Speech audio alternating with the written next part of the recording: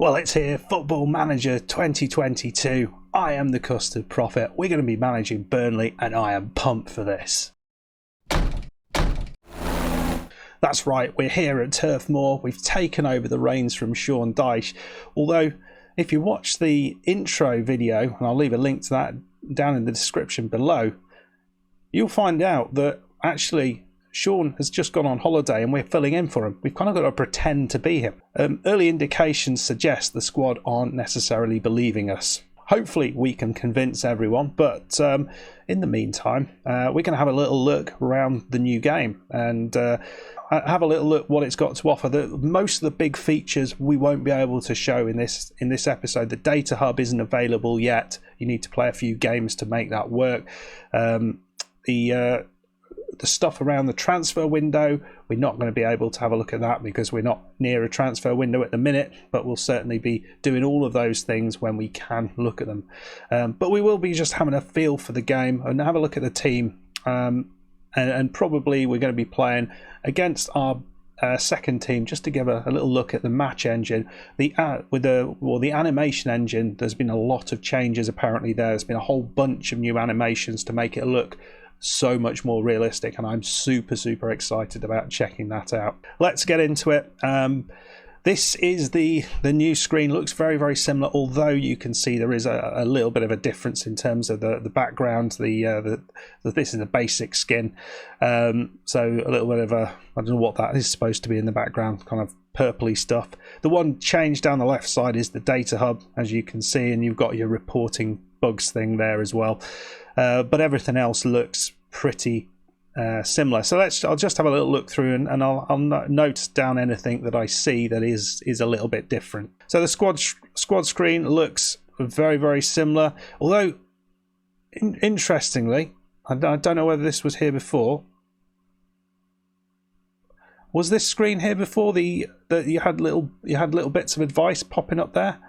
I'm not sure it was. I'd never noticed it if it was, but that is useful. So the assistant can let you know what is going on without actually having to click on them. So dynamics again look very similar. I don't think this screen has been changed at all. Yeah, so it all looks very similar here. I think there is more information to understand how a player is feeling. I understand that's a thing in the game. There's also the weekly meetings as well, which is going to be interesting to see what's in one of those. So tactics screen, we haven't put a tactic together yet. I'm going to be doing that. I won't be doing it on screen, but we'll be doing it off screen.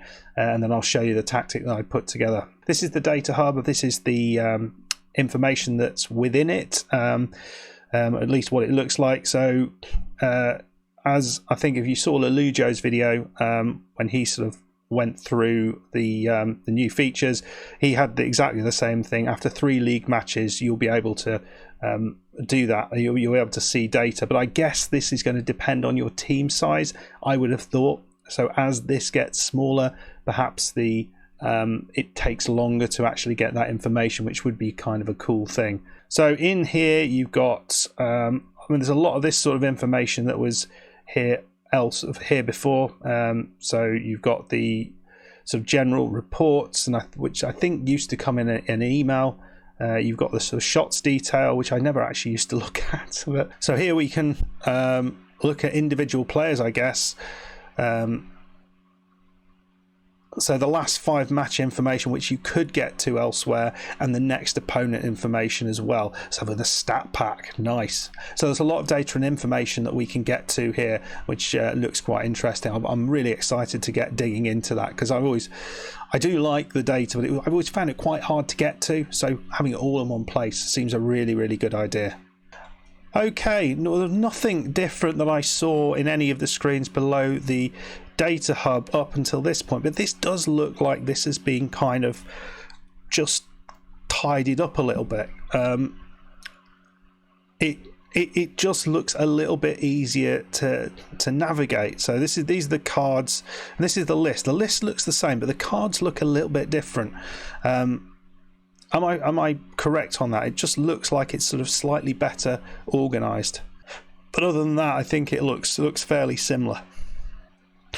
Okay, so I think everything else looks pretty similar at this point. I guess most of the features that we are going to see are going to become apparent as we go forward. So let's have a little look at the club vision, what we're expected to do. We're expected to fight bravely against relegation. And now Burnley, certainly for the last few seasons, have been a surprise package, I guess. They always kind of do a little bit better than you might expect. But I think this year the squad isn't quite as strong, and it's going to be a bit of a challenge. I managed Palace last year. It was a bit of a challenge. I got them relegated. Year before, managed Everton. It was a bit of a challenge. Didn't do very well. Got sacked. So I'm hoping with Burnley we can do a little bit better. They want us to play direct football and defensively solid football. Oh,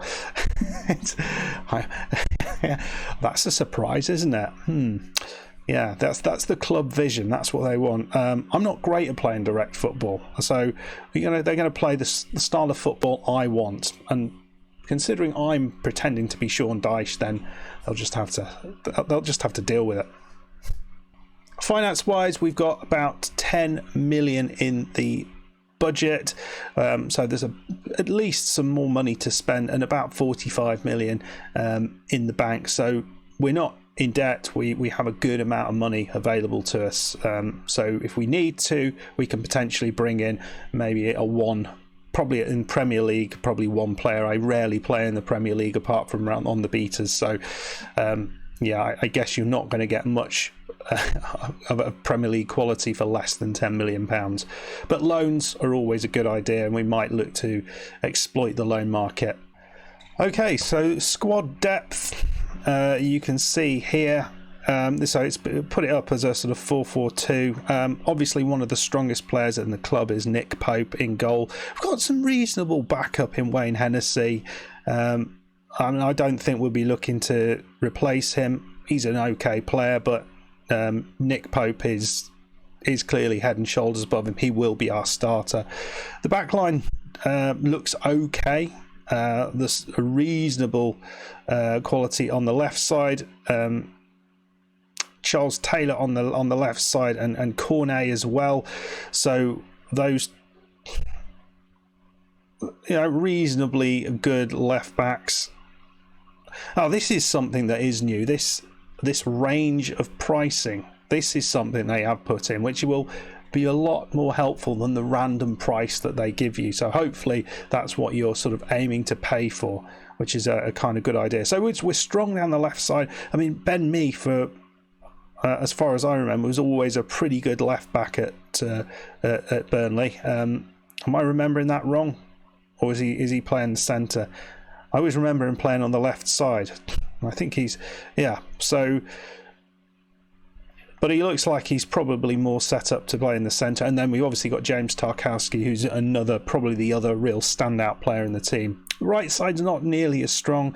Matt Lowton, Max is his brother. He doesn't like to talk about him. That's okay. Let's put it on all positions. Let's see what we've got. Looking at it, Cornet can play just about everywhere, which might be helpful. Exactly what formation we're going to play with, because up front it does look a little bit like for like. I mean, Chris Wood is probably the person I'm going to start with, but there's a lot of options there potentially. It doesn't look like the players directly behind them. I don't think I'll play an AMC just because the players there don't look good enough. But we've got the likes of Cork and Brownhill who can play in the centre here, so we might look to play a couple in there, maybe one behind a defensive midfielder, maybe Ashley Westwood just behind, and then two more attacking players on either side, and then Chris Wood through the middle, something like that. Slightly more defensive, but hopefully going to be able to break and get a goal, perhaps. Although Chris Wood's not that fast, is he? Not quite sure yet, but I think we've got a reasonable squad. I could do with a right back, a decent quality right back. I could do with a decent striker as well, but I think that is unlikely to happen. So I'll leave you now, and when you come back, we will have a tactic, and we will play our first game against the Burnley under-21 team. Okay, so we have a a formation which is not quite what I said that we would do, but we'll see how this works. We've already got some nice lines here. I do like these sort of green line things that kind of tell you how well people work together. This little thing here is new. This is another way of kind of displaying the influence over the pitch, so you can see that there's some good green dots here, so it's medium influence there. But here, this you can see, whereas red, there is nobody directly influencing that pitch, that part of the pitch. So you've got that there, and also sort of right at the back as well. I don't quite understand that, I guess, because we're a bit more pressed up. But that seems pretty a pretty sort of useful approach. So the formation we're going with here is got one up top. We're playing as a target man. I'm not sure about that yet.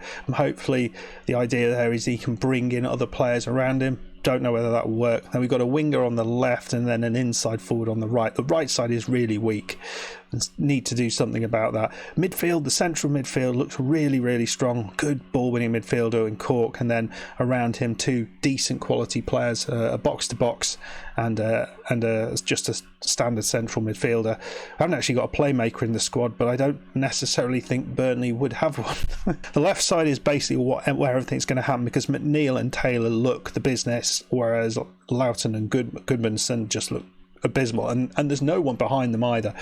And at the back we've got Ben-Mee and Tarkowski, so it's a little bit agricultural at the back, with Nick Pope in goal, just on central defensive roles. I might actually play Loughton as a fullback on support rather than a wing back on support, but we are going to be pushing down the left side. You'll see here we're going to be, everything will be going down the left side. Basically, we're trying to push that as much as we can. We'll be shooting on sight as much as we can. Not going super wide, but we'll see how that goes. And we are at the minute going to be more disciplined. I think for tomorrow's game, against the youngsters, we will probably be a little bit more expressive. Counters on, not counter press, and as I've always done, distribute to the fullbacks. And that's kind of the lines at the minute. We'll see how that works. I didn't want to go too far because you don't want them. You want these players to be close enough to Chris Wood to actually be able to receive the ball. See how that goes. Whether any of this works well or not, let me know in the comments what you think of this. It's my first formation of the day, so we'll see what happens. Okay, so the first new feature that we see is this weekly staff meeting. So we'll have a little look at this. We'll attend the meeting and see what happens here. So we've got a load of random things that are going to happen. So first thing, Lewis Richardson may be considering asking for a new contract. He doesn't actually look that great, though. Do I really want to do that? I mean, he's worth almost £1 million. I mean, that's yeah. We will remind me in a week on that one. So look towards youth players. Well, we haven't really had a look at youth players, but when I had a look just before I started recording it, it didn't look amazing. So we've got high standard of facilities. Yeah, I think that's not a bad idea. Okay, we'll move on. So Nathan Collins does look a bit of a star, doesn't he? Let's have a look at this lad. Yeah, bit of pace. He's only 20, so you'd expect the heading, marking, tackling probably to go up maybe 1 or 2 until he reaches sort of full maturity. There's a lot of good stuff going on here. A lot of good stuff. And look at the pace for a centre back. I do like the look of him. I do. Okay, so Richard Narty. Now he used to play for Burton. Yeah. So improving the backroom staff. Will remind me in a week on that. That's certainly something I want to do. You want to bring Brian Kidd. We've got an assistant manager. I'm pretty sure we do. Yeah, remind me in a week. I'm gonna look at coaches and all those sort of things for next time. So a lot of stuff on coaching, yeah, medical stuff. Okay, so that's kind of what you get out of that. So it basically brings everything together. So it means you probably don't forget anything. And how many times have we forgotten stuff in FM when we're trying to, do stuff, and you forget to renew someone's contract and they, get picked off by someone, or you have a release clause in someone's contract. I don't know whether that will be covered here, but that would be cool if they come up and say, oh, you've got this release clause in, we could probably get rid of it if we put in a new contract, just to kind of remind you about these things. So I think that will be helpful as well.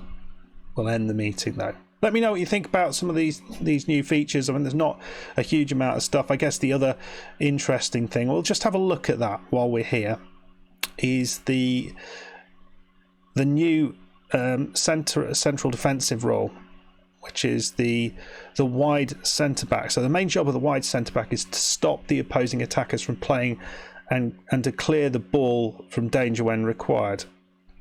Don't quite get that. Can't stop them from playing. Unlike standard central defenders, the wide centre back is encouraged to stay wide in possession and support the midfield, so more like a fullback. Okay, so that's interesting. So it's that I don't think you can necessarily play that at Burnley, but perhaps somewhere with a little bit more attacking verve and an ability on the ball as well. That I don't know, somewhere like Liverpool or something, you could potentially play a wide centre back like that. We'll leave them well alone. Let's move forward to the game. I want to see that match engine.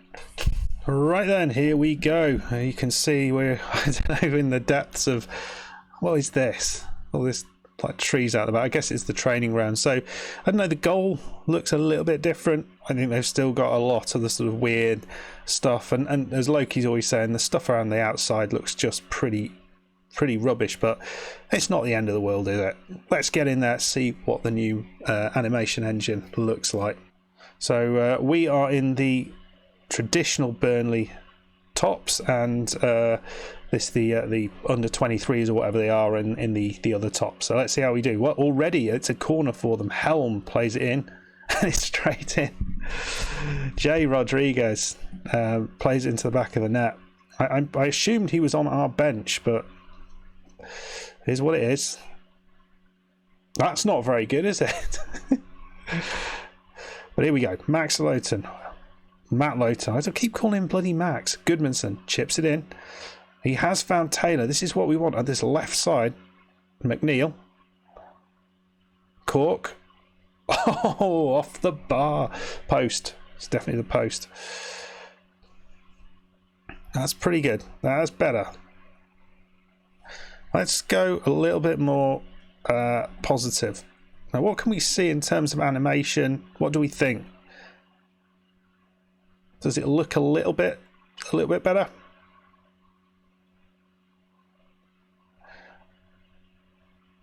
I mean, it does kind of, doesn't it? The way that the way the players are moving.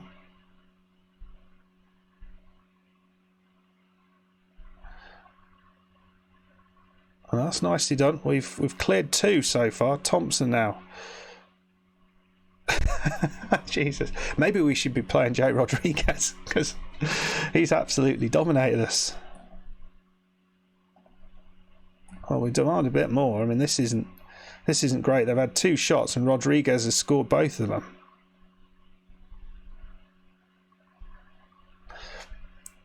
I haven't actually got any player instructions on, which is probably something I should be doing. So here's the left side again. And McNeil into the goalkeeper's hands. So we're playing all right. We've just conceded 2 early goals against. So, yeah, work to be done. Here's James Tarkowski into me, to Westwood. You're going to play the through ball. Cork. This is kind of what I wanted from these 3. McNeil. Into Taylor. Ball in. And it's over the top. Goodmanson over the top. Well, Nick Pope's got it at the back. And now Loughton.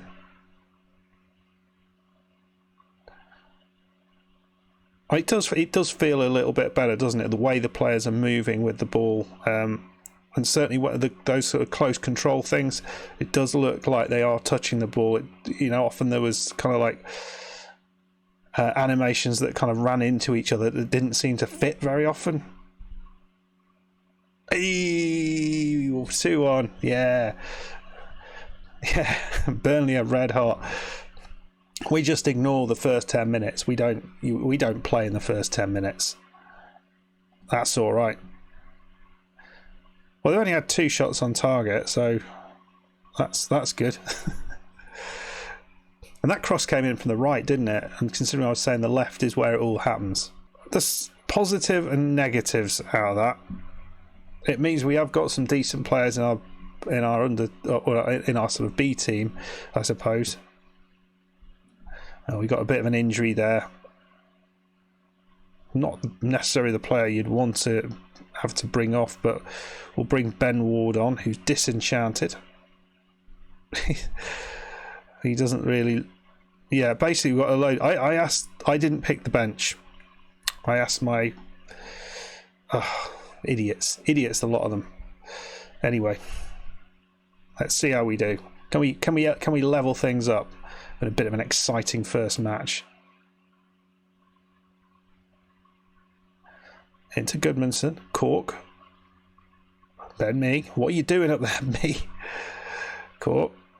Oh, that is a goal. Now that was one. That was a nice one, wasn't it? That looked really, really good. Let's have a look at that one again.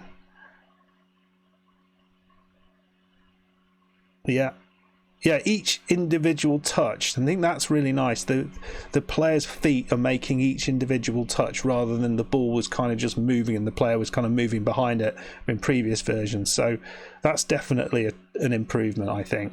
Well, we've got no one on the bench really that we want to bring on because they're all basically youngsters. So we'll ignore that. Thompson.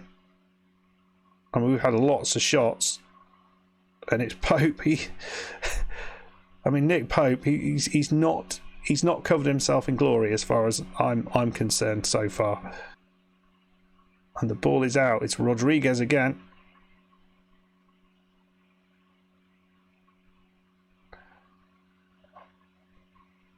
You're not going to give a penalty for that, are you? They are giving a bloody penalty.